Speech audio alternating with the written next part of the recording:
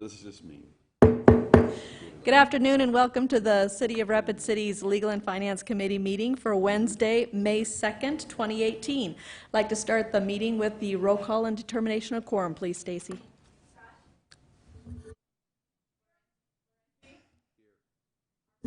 Here.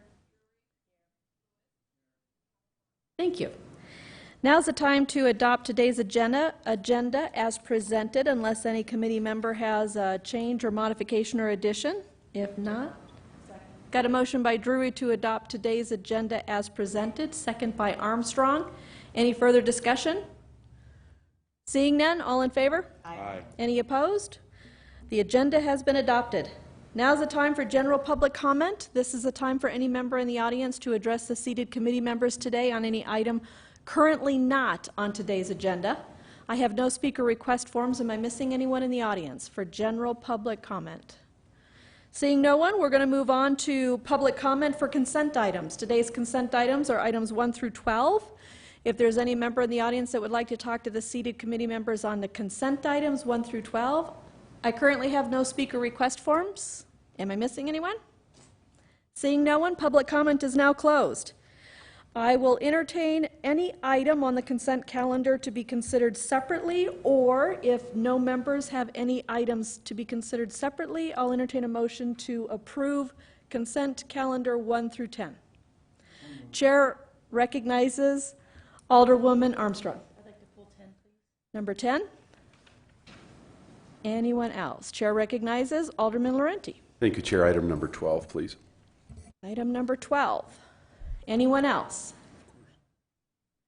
All right, I'll entertain a motion to approve consent items 1 through 11 except 10. Got a motion by Armstrong to approve consent items 1 through 11 except item number 10. We're going to consider 10 and 12 separately.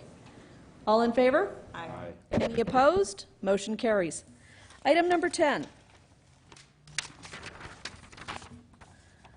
Item 10 is to approve the agreement for 627 St. Cloud Street to include reduction of the unpaid water bill in the amount of $6,147.61 to $1,500, and forgiveness of the balance owed of $4,647.61, and to authorize the mayor and finance officer to sign the purchase agreement and closing documents. Chair recognizes Alderwoman Armstrong. May I request to speak with Ms. Sumption and/or Mr. Young? Yes, you may. Okay. Ms. Sumption, could you give me your input on this item, please? Sure. My understanding is quite a few years back, just doing a little bit of history, and I'll let Ken jump in as well, but long story short, the city detected a water leak in the residence. The occupant did not let us go in. That started the accumulation of the water bills. They finally let us go in and at least shut off the water. We ended up demolishing the building because of the damage and also some other issues. So there's a special assessment on the property for the demolition of the building as well as the outstanding water bill. So the recommendation was to go ahead. The family has offered this for sale to the city. It's an empty lot right now. We would use it for affordable housing in one way or the other, with the community development block grants paying for the purchase price. In the meantime, we would get the $1,500, which we probably would never see. It would probably end up at collections, and we probably would never see if we didn't do it this way. We would also get paid for the special assessment for the demolition of the building. Any estimated compensation amount in the $1,500? I can't remember. I think Barb had told us what the special assessment was, but I'll defer to Ken. Maybe he knows, or at least knows if it's attached. I might need to defer to Barb on that. Yep. No. Hello, Barb Garcia. Welcome to the Legal and Finance Committee meeting. Can we get your input, please? The assessment, I think, was in the $1,400 range, and that is in with the tax liens on the property. The demolition, I think, I don't have that figure with me, I think it was $7,500 or something like that. The water bill is not attached and can't be attached to the property. It wasn't the owner's name on that water bill, is partly why we would never be able to collect it. So they agreed, this is what they could afford by the time they paid off all of the liens. There's, you know, $1,500 towards the water bill if we would release the lien against that daughter, so.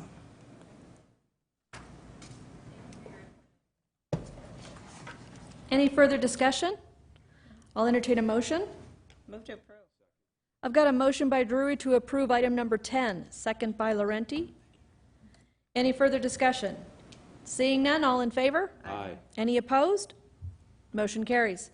Item number 12 is to authorize the mayor and finance officer to sign the fourth assignment for tax increment district number 38 between the City of Rapid City, Heartland Retail Center LLC, and First Interstate Bank. Chair recognizes Alderman Laurenti.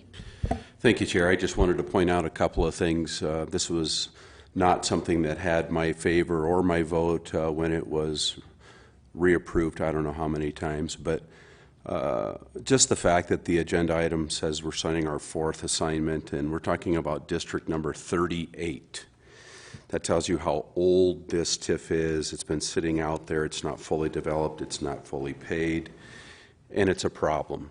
And I sit on the TIF committee this morning. I was chairing that committee, and there is one coming to us soon. It's a bit unrelated, but it's related in the fact that we need to make sure that we are being very tight with the number of years that we're allowing these developers and developments sit out there unpaid. We've got to make sure that we bring down those years to encourage development to get done as quickly as possible so that the taxpayers are not on the hook for as long as we've been sitting on some of these. So I yield. Chair recognizes Alderwoman Drury. Thank you, Chair. May I ask Ken Young a question, please? Yes, you may. Ken, with the new TIF policy that you are proposing, would it tighten up situations like this so they don't happen? Could you Yes. explain that a little bit, please? Yes, so we would put a maximum 5-year time frame for payout on these. So, and the certification requirements would pull that in as well. And what would happen on this particular, if we didn't sign this, if we didn't agree to this next delay, fourth assessment? Well, whatever they're currently subject to in the payout agreement is what they would be eligible for. So maybe Pauline could add to that. Okay, Pauline? I'm just going to give a little bit of history on this one. We've actually been paying on it. It's been certified. They did do a plan amendment not that horribly long ago and had reassigned the proceeds to Core Trust Bank for a lower interest rate. We're all about getting a lower interest rate. It helps it pay off sooner. This one would again allow for an even lower interest rate. It's currently at 5.5%. This would bring it down to 5% interest rate. The reason why this one's coming forward is the developer actually paid some of the project plan costs out of his own pocket, so it was outside the loan with any of the banks. And so he's entitled to about $500,000 plus any accrued interest personally. So what this does, it's going to roll that into the bank loan as well, so we only have to worry about paying one entity, and again, it would be at a lower interest rate. And I will tell Ms. Scott I was wrong on Monday when I told her it would pay off in 2020. It's actually projected to pay off next year. Okay, that's great, next year.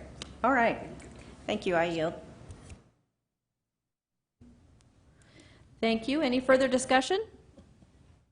Seeing none, I'll entertain a motion. I've got a motion by Lewis to approve item number 12. Second by Armstrong. All in favor? No. Any opposed? No. It passes with just one no from Alderman Laurenti. We are now on to public comment for non-consent items. Non-consent items on today's agenda are items 13 through 16. I currently have no speaker request forms. Am I missing anyone in the audience for items 13 through 16? Seeing no one, we are closing public comment on non-consent items. Item number 13 is the introduction and first reading of ordinance number 6250, an ordinance amendment to adopt regulations concerning mobile food vendors by adopting provision in the Title 17 of the Rapid City Municipal Code. I'll entertain a motion. Got a motion by Drury to approve. I've got a second by Laurenti. Any further discussion? Seeing none, all in favor? Aye. Any opposed? Motion carries. Item number 14 is the introduction and first reading of ordinance number 6251, an ordinance to amend provisions concerning the Planning Commission by amending Chapter 2.60 of the Rapid City Municipal Code. I'll entertain discussion or a motion. Got a motion by Lewis to approve, second by Laurenti. Any further discussion? Seeing none, all in favor? Aye. Any opposed? Motion carries. Item number 15 is the introduction and first reading of ordinance number 6248, an ordinance regarding supplemental appropriation number 3 for 2018. I've got a motion by Lewis to approve, second by Laurenti. Any further discussion? Seeing none, all in favor? Aye. Any opposed? Motion carries. Last item on today's agenda is the second reading and recommendation of ordinance number 6247, an ordinance amending sections of the Rapid City Municipal Code relating to nuisances, code enforcement nuisances. Move to approve. Second. I've got a motion by Laurenti to approve, second by Drury. Any further discussion? Seeing none, all in favor? Aye. Any opposed? Motion carries. I've got a motion by Laurenti to adjourn, second by Drury. Any further discussion? Seeing none, all in favor? Aye. Aye. Any opposed? We're adjourned. Thank you, everyone.